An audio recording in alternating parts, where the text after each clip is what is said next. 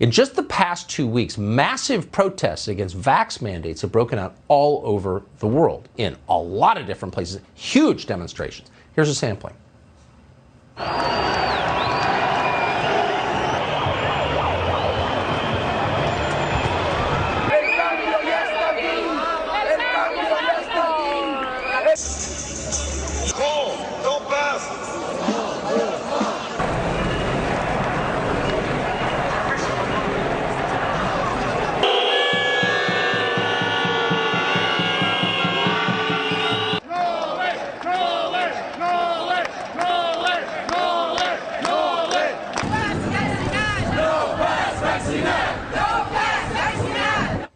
As big as any BLM protest, but no coverage whatsoever. Why is that?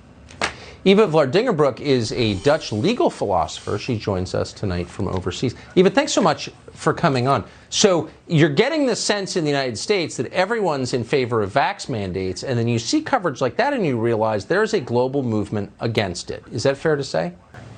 Absolutely. There is a massive movement going on in Europe right now of tons of people, hundreds of thousands, millions of people actually, who are very much aware of what's at stake here. These people are aware of the fact that our constitutional rights are being set aside without an end date, and that we're heading towards a new system, a tyrannical regime of mass surveillance and control. And this is not just a hunch. This is all part of a bigger plan. This is something people who are watching right now can actually go and look up. What's very important for the American audience to know is that we've had this digital COVID pass in place in Europe, which is basically like a QR code on your phone that grants you access to everyday life, like to bars, restaurants, etc. It's completely bind to your vax status. And this is all part of a European project issued by the European Commission that is basically surrounded around this idea of a European digital identity. So this will not stay just linked to your vaccination status. This will encompass taxes. This will encompass your medical records apart from your vaccination status, your bank information. So basically, we already have a system in place right now that is very close, or at least reminds us of the beginning phases of a social credit system. We are literally turning into China. If this were linked to digital currency and presumably paper currencies on the way out, then the average person would be utterly controlled by the government. I mean, the government could just turn off your ability to buy anything, your ability to go anywhere. I mean, at that point, you really are a slave to a supposedly democratic government, are you not?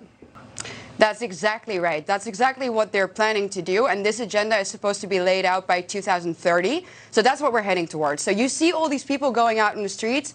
It's because they know that this is what's going on. And I think that it's all going to be dependent on whether they'll be able to roll this agenda out, whether Austria is going to enforce compulsory mandatory vaccinations on a nationwide level.